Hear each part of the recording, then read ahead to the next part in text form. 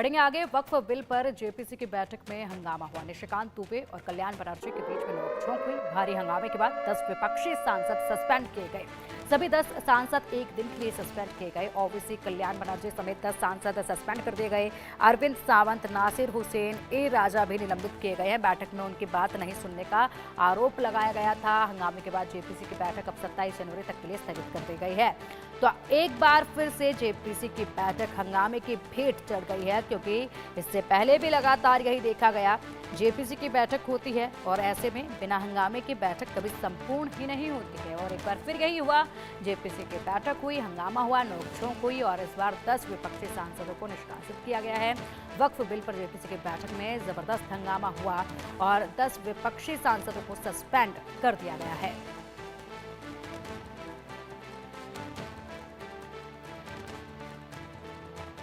BJP के राष्ट्रीय महासचिव राधा मोहन दास जी हमारे साथ में मौजूद हैं।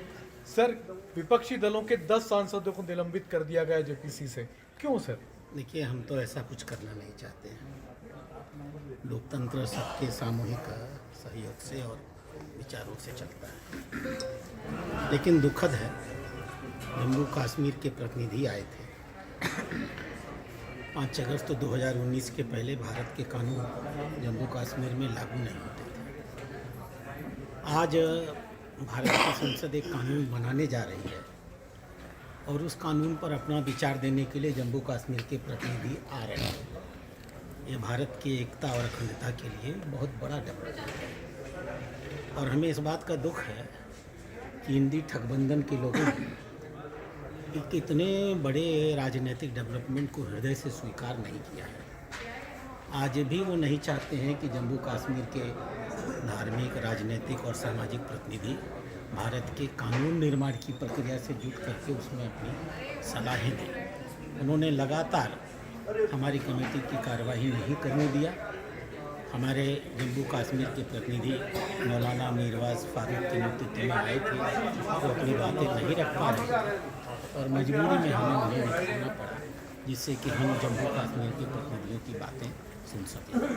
राधा मोहन दास, जिनका कहना है कि जम्मू कश्मीर के प्रतिनिधियों के सामने हंगामा कर रहे थे ताकि वो अपनी आवाज़ न निकाल पाए। शिवसेना सांसद अरविंद सावंत जी हमारे साथ। अरविंद जी, आप सभी 10 लोगों को सस्पेंड कर दिया गया जेपीसी से, क्यों? पहली बात एकदम म्यूजिकल रनिंग चली है। एक बात 2-2 घंटे के अंदर बदल जाती है। 21 को मीटिंग हुई, उस वक्त भी हमारे लोग कह रहे थे कि भैया 31 को जब सेशन शुरू हो रहा है उस वक्त मीटिंग प्रेसिडेंट की जो स्पीच होने के बाद भी पूरा दिन बात कर क्लॉज टू क्लॉज करना है, फिर भी ज़बरदस्ती कर दिया। अब 24-25 को क्लॉज टू क्लॉज कर दिया। कल रात को बता दिया कि 24-25 को क्लॉज टू क्लॉज नहीं होगा, हमने कश्मीर के विटनेस को बुलाया है। अब वो हो गया, फिर सुबह रात को दोबारा एक मैसेज आ गया कि 25 की मीटिंग कैंसिल हुई।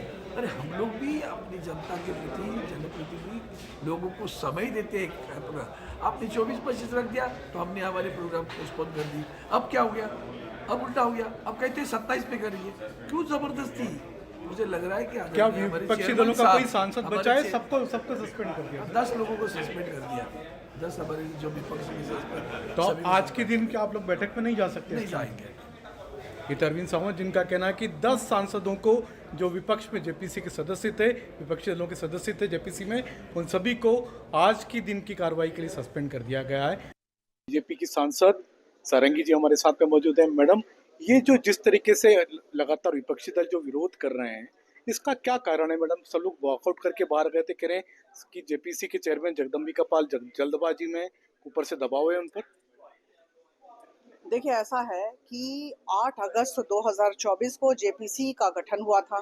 22 अगस्त 2024 को जेपीसी की पहली मीटिंग हुई और उसके बाद से आज तक 34 मीटिंग्स हुई हैं, 34 सभाएं हुई हैं और हर एक सभा में, हर एक मीटिंग में आदरणीय सभापति श्री जगदम्बिका पाल जी ने सबको सुनने की कोशिश की है, सबको सम्मान दिया है, सबके विचारों को सम्मान दिया है।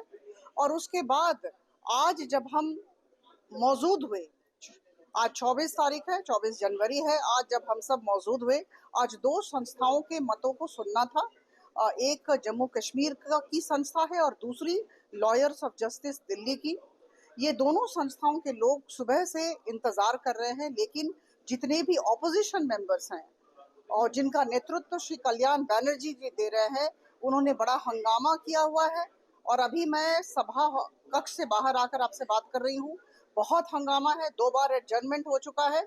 और दुख की बात यह है कि हमारे आदरणीय चेयरमैन साहब जो इन 34 मीटिंग्स में लगातार हम लोगों के साथ अच्छा संबंध बना रखे हैं, सबके साथ बड़ी अच्छी से बातचीत करते हैं, सबके मतों को सम्मान देते हैं, उनके विषय में गंदी बातें कही जा रही हैं और उनके विरोध में असंवैधानिक भाषा का प्रयोग श्री कल्याण बैनर्जी जी कर रहे हैं, जिसकी हम भर्त्सना करते हैं। लेकिन क्या दिल्ली विधानसभा चुनाव को ध्यान में रख करके सरकार जल्दबाजी में बिल लाना चाहती है?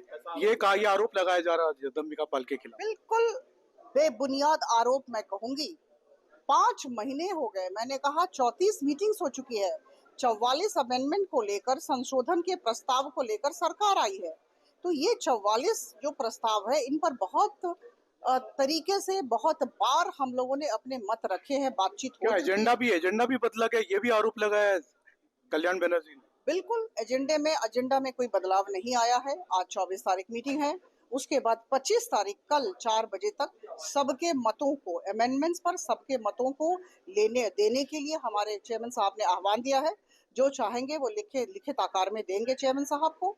और उसके बाद 27 तारीख को हम क्लॉज बाय क्लॉज, पुंखानुपुंख तरीके से क्लॉज बाय क्लॉज हम बातचीत करेंगे। ऐसा ही तो तरीका, ऐसी ही तो प्रक्रिया होनी चाहिए।